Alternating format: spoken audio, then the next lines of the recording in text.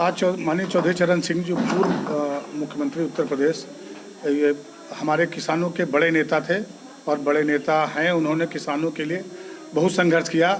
आज जो केंद्र सरकार जिस तरीके से 3 कानून लाई है किसानों के लिए, जो कहती किसानों के हितैषी कानून है, ऐसा कोई कानून मुझे नहीं प्रतीत हुआ जिससे किसान का भला होगा। इससे पूंजीपतियों का भला होगा और जो गरीब व्यक्ति है भारत के अंदर, इस कानून को लाने से गरीबी और बढ़ेगी, अत्यधिक गरीबी बढ़ेगी। गेहूं, आटा आने वाले अगर ये कानून लग गया तो 50 रुपये से ऊपर महंगा गेहूं बिकेगा, 70 रुपये किलो आटा बिकेगा, चावल भी 100 रुपये किलो से ऊपर बिकेगा। चूँकि पूंजीपतियों का राज होगा, पूंजीपति किसानों से अपने अनुसार सारी फसलें कराएंगे और जो एमआरपी से खरीदेगा, जो भी एमआरपी सरकार डिसाइड करे, तो उस डिसाइड के साथ साथ जब वो 25 रुपये, 15 रुपये, 20 रुपये में माल परचेज करेगा तो दुगने से अधिक व्यापारी उसको बेचेगा और उसका स्टॉक शार्ट कर देगा। कहीं भी केंद्र सरकार ने किसी भी पूंजीपति के लिए, उद्योगपति के लिए स्टॉक नहीं निश्चित किया कि कितना स्टॉक रहना चाहिए। इन परिस्थितियों में सिर्फ किसान का भी शोषण होगा और आम जनमानस का शोषण होगा। सरकार ने कहीं एक बार भी नहीं ये नियत या मुंह साफ किया कि नहीं, एमआरपी से तो खरीदा जाएगा लेकिन कितने एमआरपी पे बेचा जाएगा। जब तक उसका मार्केट प्राइस सरकार निर्धारित नहीं करती है तो ये सिर्फ पूंजीपतियों, उद्योगपतियों के लिए और उनके फ़ायदे के लिए ये कानून बनाया गया है। इससे पहले भी ये कानून थे, ऐसे ही कानून थे, लेकिन उससे कभी किसानों का भला नहीं हुआ। आज भी पूरे भारत में एमआरपी पर जो मिनिमम सपोर्ट प्राइस है, मिनिमम सपोर्ट प्राइस पर ज़्यादा से ज़्यादा कुल किसानों का 10 से 12% अनाज खरीदा जाता है। उसके बाद भी जो प्राइवेट है, जो माल उत्तर प्रदेश में नहीं बिकेगा, उसका ट्रांसपोर्टेशन करके वो मध्य प्रदेश और महाराष्ट्र में अपना अनाज बेचकर फ़ायदा नहीं कमा सकता है। और अच्छा, दूसरी बात, पूंजीपति जिस तरीके से अपना बीज देगा, अपना सीज देगा, अपना खाद देगा, अगर उनके अनुरूप, उनके मानक के अनुरूप उसमें उत्पादन नहीं हुआ, उसकी गैदरिंग इतनी नहीं हुई, चूँकि एग्रीकल्चर मौसम पर आधारित खेती है, ये इंडस्ट्रियल आधारित खेती नहीं कि इस मानक पर हम सेलेक्ट करेंगे। उससे नीचे होगा तो किसानों पर अत्यधिक दबाव बनेगा और उनको लामोहला उनके ऊपर इतना बकाया हो जाएगा कि उनको शायद खेती बेचनी भी पड़े। आज भी 6 साल हो गए, किसानों की दुगनी आय नहीं हो सकी। ऐसा कोई कार्यक्रम केंद्र सरकार और प्रदेश सरकार ने नहीं चलाया जिससे किसानों की आमदनी बढ़े। डीजल बढ़ रहा है, उनका रेट वही चल रहा है। खाद के रेट बढ़े हैं, खाद की बोरियों में उनका वजन घटा दिया गया, 50 किलो बजाय 45 किलो किया गया। तो जब चाहे क्वालिटी घटा लो, चाहे क्वांटिटी घटा लो, सरकार किसानों के हित में कोई काम नहीं कर रही है। ये तीनों अध्यादेश जो आए हैं, ये तीनों अध्यादेश पूरे देश के खिलाफ हैं, किसानों के खिलाफ तो हैं ही हैं। लेकिन सरकार कह रही है कि किसानों से कि आप अनुबंधित खेती करिए, अनुबंधित खेती आप कॉर्पोरेट के साथ करेंगे तो नए नए तरीके खेती के आएंगे। उसके बाद एक अनुशासनात्मक तरीके से खेती होगी। तो लिहाजा है कि आप अगर कॉर्पोरेट के साथ खेती करेंगे तो आपकी आय भी ज़्यादा होगी। तो इसमें किसानों का नुकसान कहाँ है? कॉर्पोरेट के साथ काम करने में आपको खेती इसमें बिल्कुल आय नहीं होगी और जो आज की आय है इससे घटेगी।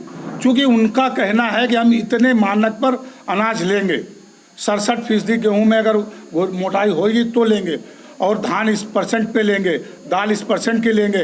ये फैक्ट्री नहीं है कि उनके मानक पर जो है किसान वो सिस्टम पैदा कराए। अगर गर्मी बढ़ गई तो गेहूं की मोटाई कम हो जाएगी, अगर धान में यही पानी बरसात कम हो गई तो उसकी लेयर कम हो जाएगी, वो टूट ज़्यादा होगी।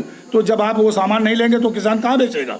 मतलब कोर्ट कचहरी के चक्कर किसानों को लगाने पड़े। बिल्कुल, जो काम साधारण तरीके से नहीं कोई कर पा रहा, किसानों को तो ऐसे लिंथी जाल में फंसा दिया जा रहा है।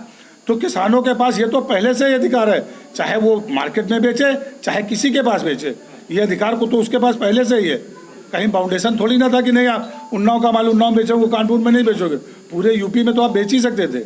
लेकिन जो छोटा काश्तकार है, पहली बात तो सरकार को एक चीज़ ये तय करानी चाहिए कि खेती कौन किसान है।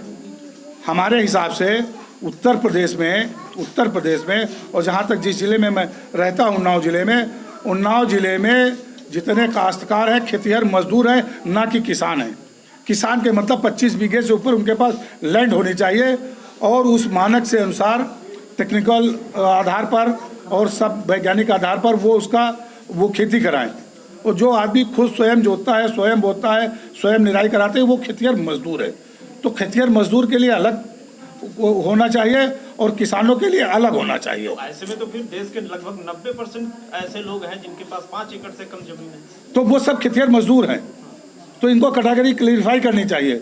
आज ये सरकार सिर्फ धार्मिक भावनाओं पर बेवजह उत्प्रेरित करती है। गौ, गंगा और गोबर के नाम पर ये सरकार चल रही है। गाय के लिए, गाय जिसको डोनेट की जा रही है उसको 30 रुपये गाय पालने के लिए, उसको खिलाने के लिए दिया जा रहा है। जो गरीबी रेखा से नीचे जीवन यापन जो परिवार कर रहे हैं, क्या उनके प्रत्येक परिवार में 30 रुपये प्रत्येक व्यक्ति को दिया जा रहा है? नहीं दिया जा रहा। तो यहाँ आदमी के लिए कोई, उसके प्रोत्साहन के लिए कोई नीति नहीं बन रही, कोई नियत नहीं बन रही। सिर्फ यहाँ पूंजीपतियों कैसे बढ़ेंगे, पूंजीपति कैसे बढ़ेंगे, उनका कैसे काम चले। रेलवे प्राइवेट हो रही है, एयरपोर्ट प्राइवेट हो रहा है, सब कुछ प्राइवेट हो रहा है। जितनी गवर्नमेंट संस्थाएं सबको हटा दे रहे हैं।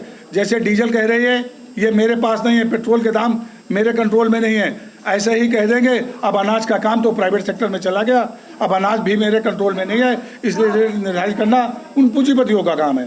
तो जब पूंजीपतियों के हाथ में जो चीज़ चली जाएगी, अगर वो MRP से ही मान लें हम खरीदेंगे, तो उसके लिए लेबर लगाएंगे, अपना मैनेजर लगाएंगे, अन्य व्यक्ति लगाएंगे, स्टोर लगाएंगे, तो उनकी लागत जो भी परचेज करेगा उससे 1.5 दूनी उनकी कास्ट लगेगी।